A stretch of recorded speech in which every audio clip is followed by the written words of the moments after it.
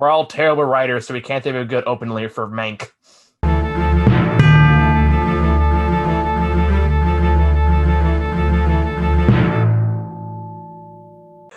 There we go. There it is. So, hi. We're here to talk about the other Oscar bait one that's not Hillbilly Elegy. Uh, yeah, I had to watch that one, yell about it for 30 minutes, and then watch Mank right after. That was the I heard bad things. You I heard real bad things. Um, Like literally on my letterbox, like if I go onto it, all of the people I follow have given a 1.5 star. Like real bad. it's accurate. It's really bad. But Yeah. I already got somebody going, I disagree because it's about politics. I'm like, no, it's not. Something stupid. The book maybe, but the book also ignores a bunch of stuff. Anyway, hopefully you liked Mank better. I did. Good. I feel like I'm gonna lean on you guys to talk about it more though, because I have mixed feelings on this movie. And It's I didn't like it interesting. as much as I didn't like it as much as I wanted to. Because I love me some Sean Connery, Gary Oldman, love it to death. Can never get tired of it. I love me some Fincher. Fincher too. And apparently his dad wrote the screenplay. Yeah, for this. Yeah, this has been like a long gestating project. I actually know a bit about the background of this movie. Passion project for Fincher. His father wanted to write this wrote this screenplay. His father died in 2003, and Fincher himself has been wanting to make, like, he said that he wanted to make this movie instead of Alien 3. So it's been a long time coming. But also this movie is based kind of on something that alleged that, Orson Welles didn't deserve writing credit for Citizen Kane, which is a wildly controversial thing.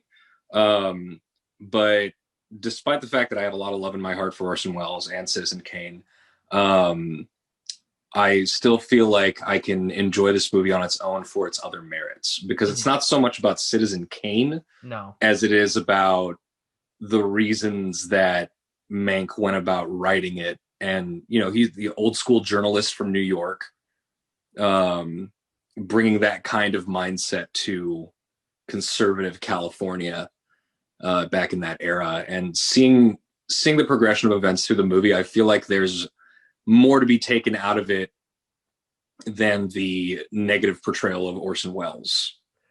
For sure. I didn't really interpret this film much in regards to Welles, because he only shows up in a handful of scenes.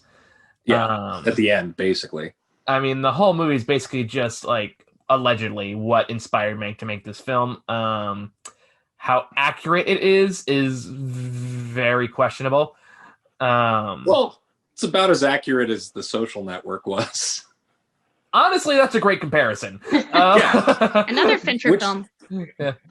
Exactly. And that is one of my favorite movies. Like, I love The Social Network. And it's interesting because a lot of people push back on me for this, but I still compare it to Citizen Kane. I'm not sure I would go that far either. I can see that. No. I can see the social parallels. No, exactly. The thematic parallels throughout the two films are very interesting. I'm not saying in terms of I'm not saying The Social Network deserves the kind of place in film history that Citizen Kane has. Gotcha. But in terms of the theme of somebody, becoming successful and powerful, and becoming kind of a megalomaniac and trying to control things, and then losing the only people that cared about them along the way, there's very, very interesting parallels between The Social Network and Citizen Kane. For sure. Yeah, yes. when you put it like that, I can see that. Yeah, that's what I see. So let's just go over general thoughts and before we get in the nitty gritty. Sarah, let's start with you. So out of the three of us here, I probably liked this the most. I just finished watching it, and I love the look of it, and the costumes, and the direction, and the cinematography. Even though it's a black and white movie that was made nowadays it looks like a black and white movie that was made of the era it's depicting, which is a feat that effort was put into, and I I love the aesthetics of it. I like the casting and the performances, and for my own kind of personal history, I was telling Michael this before we started recording that when I was in high school, I did a paper about William Randolph Hearst's family architect, and that got me interested in that piece of history, and so I I appreciated seeing, oh, there's this movie's version of Marion Davies, there's this movie's version of Hearst and Louis B. Mayer, because I love Hollywood history. So now I'm not going to take this movie, this version, as a roadmap or as a historical guide to accuracy of what actually happened, but as an homage to classic Hollywood and bits and pieces of Hollywood history. I had a ball watching this. Okay. Muha, your thoughts? I actually really love this movie. Okay. From the technical aspect of it,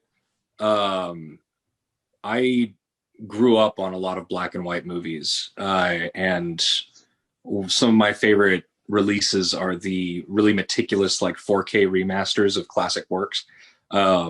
Like The Great Dictator on Criterion is just, it looks incredible for a movie that was made that long ago. And the same goes for Citizen Kane. And when I looked into some of the stuff on this, I found out that Fincher actually, similar, you remember how James Cameron basically created a new type of camera for the 3D rigging for Avatar? Fincher commissioned a new type of monochrome camera from the Red Camera Company back in like 2012. And it was specifically with his eyes on filming something like this in 8K. And so he actually had that equipment. I mean, it's available to filmmakers, but they made it for him. Mm-hmm. And he had to make it for him to make this. So I really love it when filmmakers just dig in like that, when they have that kind of power. So I really appreciated the look of this movie and the fact that he actually tried to make it look like a movie from that era. And he really nailed it. Like, there's a lot to the movie that just feels a lot like something actually from back then. Oh, for sure. And I was constantly aware of the soundtrack, which is astonishing because it very much feels like a soundtrack from that era, and it was filmed only with instruments from that era, and it was made by Nine Inch Nails. So, because Trent Reznor and Atticus Ross, their film work is under Trent Reznor and Atticus Ross, but they're also the only two official members of Nine Inch Nails. Most of Nine Inch Nails these days is just those two guys working together. So when I see Trent Reznor and Atticus Ross, like, you can't have a credit on a film score say score by Nine Inch Nails, but like, it's Nine Inch Nails. So I've been a fan of their film scoring work for a long time, and it was really interesting to see them stretch their legs into new territory with something that was not meant to be electronic in any way, and that they had to record remotely. And it just felt really interesting as a companion to this movie to, as a Nine Inch Nails fan, just to see the threads of their style moving into like old school Hollywood film scoring kind of stuff. That was, if you're into that kind of thing, that's absolutely a really, really captivating component of this film. That's really enjoyable. How this movie sounds. Yeah, it's they did a really good job with that, and the mix of the movie, the master, like the aesthetic of this movie in every way is nailed perfectly. But what's interesting is also seeing that crossover with David Fincher's meticulousness, because Fincher is a notoriously meticulous filmmaker. Like, he does the kind of shit that Stanley Kubrick used to do, like with the hundreds of takes sometimes, and he's just really neurotic about like tracking with the camera, and he doesn't use a handheld camera almost ever. He's really a classically minded person as far as cinematography goes. So seeing him put on something like this, which is such a deep passion project for him, really fascinating. And with all of those technical aspects in mind, I will say I was pretty bored for the first half hour of the movie because I didn't really understand what it was trying to do. Like, I don't know who Mank is. I don't care. Like, I mean, I know who he is, but I don't care that he's an alcoholic. I'm like, okay, great. But then it starts jumping back and forth. And it's interesting because another movie I thought of while watching this was Adaptation, because there's certain points in the film that while they're talking about writing a film and while he's talking about the narrative structure of Citizen Kane, and it's talking about like different perspectives and jumping back and forth through time and like saying that it's a jumbled mess. And then later in the movie, they're like, it's actually brilliant. It works. It almost feels like they're talking about this exact movie that they're filming. I can see the narrative there. Yeah. Yeah, I found that kind of interesting. But as it clicked, as I realized this was really the story of a journalist with ethics who really doesn't give a fuck what anyone thinks about him, no matter what a good position he's put into, no matter what high company he's in, he doesn't have to kiss anyone's ass and he doesn't give a shit. So he will flat out call someone like William Randolph Hearst out to his goddamn face about, you know, comparing Upton Sinclair to Hitler, to them waving off the thing that's happening in Germany. And one of the really interesting things about Citizen Kane is that it does hold some interesting parallels to what was going on with Hitler at the time, even though Hitler was not necessarily Hitler at the time. He was still in his early stages. The kind of things he was doing were really relevant. And one of the things that, you know, people get pissed off at me for comparing Trump to Hitler, but one of the things about him is that he's not like Hitler at the end of Hitler.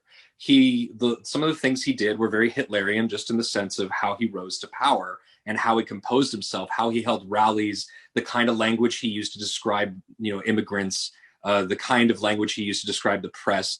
A lot of that was flat out Hitlerian, and I will forever stand by that. And it was really interesting to know that this movie, which has basically been in the works or in the making for almost 30 years now, comes at a time where it calls out certain fundamentalist, you know, rich people mindsets, you know, the far right stuff, the anti-socialist stuff that became such a prevalent problem during the Trump era, and that stuff is actually directly relevant to the Hitlerian threads in Citizen Kane, and just watching it come full circle, and the fact that it got delayed so long and is happening now after the Trump era, but is still calling out a lot of that same stuff. You know, it's not political in the sense that it was targeting things that Trump is saying and doing. It's that these things have been a problem, and these kinds of people have those same kinds of mindsets when it comes to this kind of stuff, and that's evergreen. Those people will have those same kinds of things to say about the same kinds of people and the same kinds of social issues as they always do.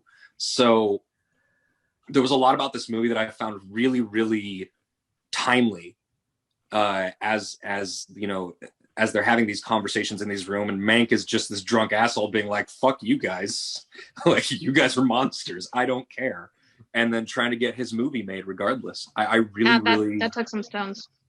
Yeah, I really, really appreciate how this movie is like the bridge between those two eras, and it happened to be prescient in its own way. There's a lot about this movie that I grew to love as I came to understand what it was trying to do and say. So, do we know when this movie went into production? It actually went into production. It was announced as in production summer of last year, and they were filming and everything as COVID started to become an issue. And they had to finish all the rest of it after the lockdown and everything started. So okay. I know the score kind of had a miracle to be that recorded it got remotely. made then. Yeah, well, Fincher is a singularly minded individual. And he's been waiting to make this for a long time. So, he's not going to let anything stop him. See, this is going to be interesting to kind of go into a bit because the thing that you really appreciate about it is the thing I found really distracting, which is the topicality. And to me, like, this is me kind of doing some research into real life stories. This is a case where the historical inaccuracies kind of bother me more in regards to the main crux of what becomes the main crux, the second, third act, which is the governor election in 1934, was it? And to me, the obvious parallels between that and modern times, to me, I found very distracting, and I thought kind of oversimplified the conflict between him and Hearst. When I thought where they're kind of building up with him and Amanda Siegfried was more interesting. Not just my personal opinion. In what way? I could once it kind of closed, like, okay, this person is trying to be the Bernie stand-in, and to me, it became hard to separate that part of it and how it became about him like accidentally making fake news because of the newsreels that happened towards the end. And they made up the director character for the sake of pushing that narrative. In real life, Mank was pretty much conservative, had no interest in the election, or at least no visible evidence of the election. That stuff kind of bothered me, and I was more interested in the script dynamic. That stuff existed before this election, right? I'm aware that it did, but that's why I asked when it went into production. Because I was curious, how relevant, how topical it was at the time this film was made. Yeah, because that's part of what I meant about the themes of it being really, timeless. Because I'm aware while it does bring up stuff that seems really, I'm aware those things existed. Don't get me wrong. Yeah, I'm aware those things are elements, and those things really happened. I'm not denying actual history here. Don't worry. No. I get that. But I mean, like, I just found it interesting how it was in production for so long, and it's about this stuff that happened back then, and it just happened to be so relevant this year when all of this stuff that technically has nothing to do with the movie ended up having almost direct parallels to some of the stuff in the movie. And the whole idea of, the whole idea of socialism being a threat to private property and conservatism, well, I guess what I'm wondering is how much of that was unintentional and written before last year, and how much of it was added on after 2016. That's kind of what I'm wondering. It seems like a central plot point. I don't think it could have been added during filming, because all of this you mean like 2016 versus this year? I'm trying to think, like, realistically, you want to add these elements in, it would have to be probably like after 2016, when the whole scary socialism and Bernie running, all that stuff kind of came into play. And that became more central talking point. Therefore, it'd be more topical if this was like being written, edited around the 2016 era, and then went into production last year. I don't think it was written that late. I was under the impression that the screenplay was written by his father over 10 years ago. His father died in 2003.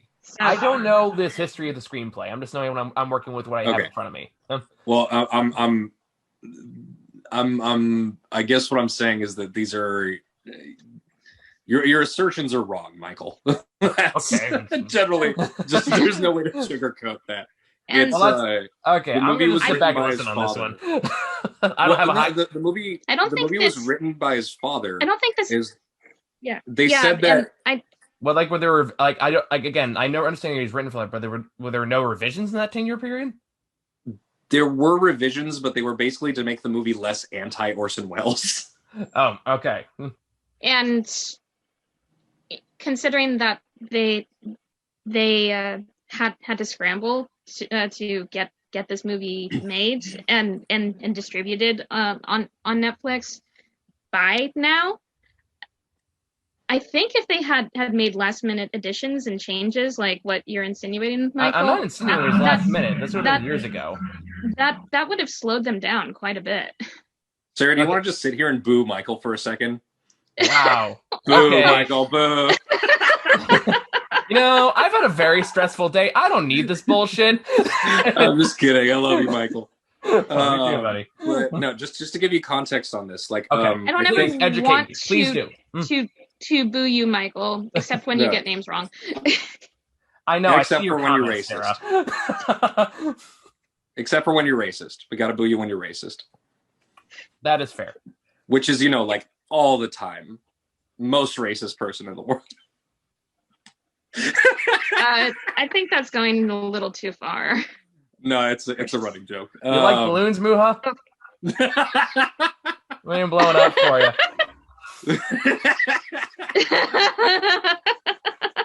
No, the running joke. I caught it. No, the number of times on reviews where Michael will just say something completely just innocent, and I'll be like, "That's racist, Michael," and be like, "Wait, what the fuck? What do you mean?" It's been a theme for years now. Yes, I recall. Anyhow, but so the thing about the script was, I think that they said that back when they were doing Fight Club, and this seems like 99, they were like in the 8th revision of the script.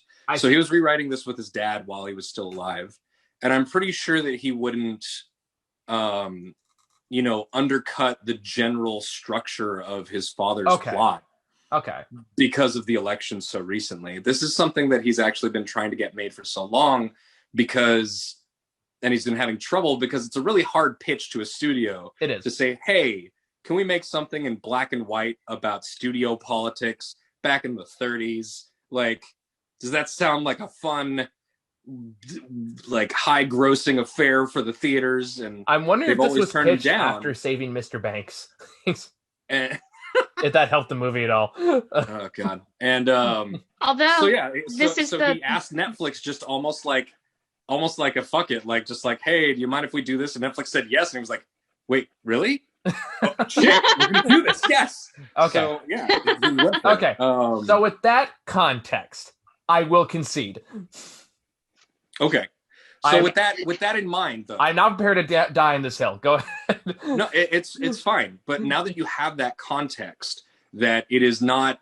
That's part of what I love so much about it, is that it touches upon political themes that are relevant today, but it didn't make them. And I know that some people will, of course, make the same assumption that you did, that it was made to be like this because politics. But it's about politics, but it's about politics back then. And while it does stretch the truth a little bit in some ways, the majority of what it's trying to say about how things worked, like, it's true. Like, those reels were true. Mm-hmm. Like, those were a real thing that happened. So with that in mind, what do you think about the movie just as a general story of a political moment in Hollywood history? With the additional context, well, for one, it's kind of hard to restructure my thoughts on it in the moment after that piece of information. I would say it does make the movie better overall. I still kind of stand that I wish there was a bit more of the conflict between him and Hearst with some of the other stuff that was going on between them. I do think the political commentary is more interesting with that context in mind, especially since it dominates so much of the second and third act. I do kind of still wish it reflected more of Mank's actual real life political views, but that goes back in the social network problem. So that's kind of like how much that bothers you will be in degrees, you know? But I will say it helps the movie knowing that. I'm still going to say I love it because there were times I kind of like, it does. It is very sharply written. It is well acted. It is beautifully shot, and the sound design is impeccable. Without a doubt, I agree with everything you said in the design function of this. It is a beautiful, gorgeous movie and does exactly what it sets out to do.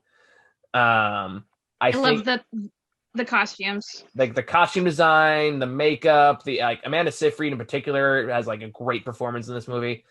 Impeccably crafted. It is an impeccably crafted passion project. She does a great job as Miriam Davies. Oh, I think it might be my favorite role I've seen her do. Easily. But like, I think on the whole, this didn't have the pieces that I personally find more interesting. So that might just be a personal. Oh, apparently we're running out of time. Woohoo. Worst case, we'll do this in 2 parts. Yeah, this one I think more. This goes back to the Tenant issue, where it's like all the design stuff is perfect, and I agree with everything you said about that. It just comes down to how much it grabs you. Yeah.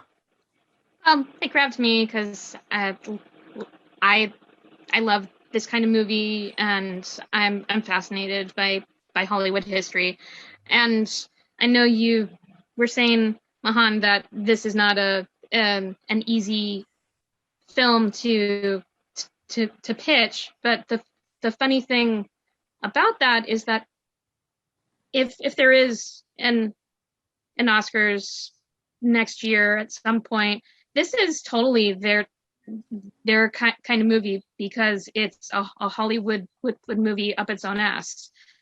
Well, hold on, Sarah. It's got to Well, contend with Hillbilly Elegy. oh, I um, I actually haven't. just thought about there is a lot, clearly not in terms of anything the movie is about, but in terms of the stylistic appeal of it, I feel like this has a lot in common with Once Upon a Time in Hollywood. I can see that. Where Yeah, it sinks so much into recreating a certain era that if you are enamored with that era, like Sarah and I clearly are, yeah, your enjoyment of the movie will greatly benefit. That I will completely understand and agree with. Yeah. And they did a great job with it. It's definitely not a bad movie by any measure, but it definitely makes the difference between it being a 7 out of 10 versus a 10 out of 10 for you. I'd easily say, granted, I haven't seen many movies this year, but this is probably one of my favorites from this year. Easily. I mean, given the year we've had, that's hard. That's kind of hard to. I haven't even begun to structure that thought in my head. Fincher has a really interesting track record when it comes to his movies. It can't really be said that any of his movies is bad, and at the very least, even his weakest movies are, at least interesting and very well made. I love The Social Network, and I love Zodiac, and I love this movie. So I definitely appreciate a lot about this movie and the fact that it exists and how well made it is. And I like what it's trying to say. I like the story it tells. It is definitely self-indulgent, but as we've weirdly seen more of in the past few years, whether we're talking about something like The Irishman or Once Upon a Time in Hollywood or Tenet or even, The Gentleman with Guy Ritchie, for some reason, there are these directors who have been around for decades that just seem to be given a lot of free reign over what they want to do right now. And you get to see them be really self-indulgent. And it's very Orwellian. Yeah, you could, whether or not you enjoy these efforts really depends on how much you want to disappear up their asses with them. So, and that goes back to our discussion on The Gentleman, because I kind of had issues with that movie too. You liked it a lot more. Definitely the weakest of all the movies I just put out there. But we're talking about self-indulgence and just kind of how much that will bother you or you'll like it. Kind of goes into how much you appreciate that style and how much you can go in for the overindulgence. Yeah. And again, because I loved Once Upon a Time in Hollywood, I did not care for The Gentleman. No, absolutely. I like them both. Hooray, the middle ground. Sure. I enjoy all of them to varying degrees, but but it goes in the category of all the pieces are there that I should like more. For some reason, it's just not clicking for me, and I think it boils down to personal taste. Yeah, and the initial misunderstanding on the context, which has now been clarified. Yay! It's a good movie, yes, so to objectively, speak. There's no saying that it's not a good movie. Whether or not you'll like it, it's a different matter. So yeah, Oh, go ahead. I'd recommend it if you have Netflix. That it's worth the time, in my opinion. Objectively, very much in the same way Tenet was. Objectively, it is a technical marvel of a film. Granted, in very different ways. But how much you're going to be in favor of it really depends on what elements you favor over others. I really appreciated the recreation of that era of Hollywood. It felt like Yes. on certain shots when they were panning over, I was like, wow, man, they really did this. There's moments. And it's almost like God, what was it? There was one movie we watched where I think it was The Kitchen. It might have been The Kitchen. Oh God, you Where got to bring the kitchen back into this. no, the whole movie was kind of trash, but then there was like one shot in the movie where they show a shot like down a boulevard, and they've recreated this era of this street, and there are all these blinking neon signs and everywhere, and all these lights and marquees, and that one shot feels like it had more effort put into it than the entire rest of the movie. But both you and I noticed that shot. We were like, that was really good. And it feels like the rest of the movie was a waste of like whoever's talent went into this thing. I see, sir. So yeah, it basically turned into this thing where like I just really appreciate that kind of effort put into movies, and this movie has that kind of effort everywhere, including the rest of the movie. So it's good to know. I just know, the only thing I remember from The Kitchen is that Tiffany Haddish kills Margot Martindale. That's the only thing I remember from The Kitchen. Or Hadish, however you say her name. You remembered it enough to put it on your worst of list. Yeah, I had to look back in the list. That was like 50 Shades of Black, where Moo has to remind me every time that I saw it. Yeah. Every time I tell him, he represses the memory. He's like, "Oh no, I forgot." And I'm like, "You're not gonna let it go away, Michael, because if I can't forget, you can't." But yeah, I mean, I don't really have much else to say about this movie. I just really liked it. No, I mean, me too. If there's one thing about this movie I did enjoy it, like I said, I love it when Gary Oldman chews the fuck out of some scenery, and there is a lot of that in this. So it still had something for me too in that respect. A lot of great performances. I felt like he fit the role of Herman Mankiewicz like a glove. It's Gary Oldman. Yeah. Well, you once want to go over the top and over, you call Gary Oldman. Yes. Either that or Nicolas Cage. That's if you want a different kind of movie. Well, I heard positive things about Color Out of Space. I didn't get around to seeing it. I don't know if you guys have seen this. It's a bit of a tangent, and we only have 2 minutes left, so I'm going to kind of keep this brief. But there's a new show called The History of Swear Words coming out that is hosted by Nicolas Cage. No, very excited. Very excited. And there is a trailer where he's painting this picture and giving the soliloquy the origin of this magical, life-defining word. And when you actually turn to the picture, it's like a flower with the word pussy on it. And then he closes it with, it's also a word for a cat. Life comes and from then there. that's the credits. That's amazing. Anyway, so yeah, Mank. Not for everyone, but if you're fascinated by this era and this generation of filmmaking and the art it produced, then it sounds like it's right up your alley. But it really depends on how much the historical inaccuracies will bug you.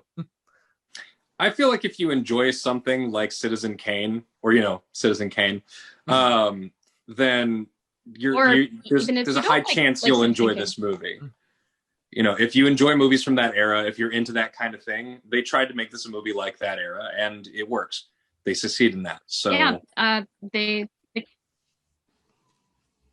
yes, they did, and I know this is unpopular. While I appreciate Citizen Kane, I had more fun watching this movie than I did watching Citizen Kane. Well, Citizen Kane's not really a fun movie, so no, it's long and depressing.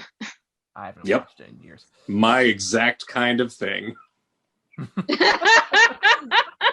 right, I think it's about all the time we got for this one, guys. So thank you all for watching. I'm sure we'll get to something else. I know me and Matt got to watch the Christmas Chronicles with Kurt Russell as Santa Claus. Fun. And since it's the first night, Happy Hanukkah. Happy Hanukkah. All right. Well, thank you guys for hopping on. See you guys later.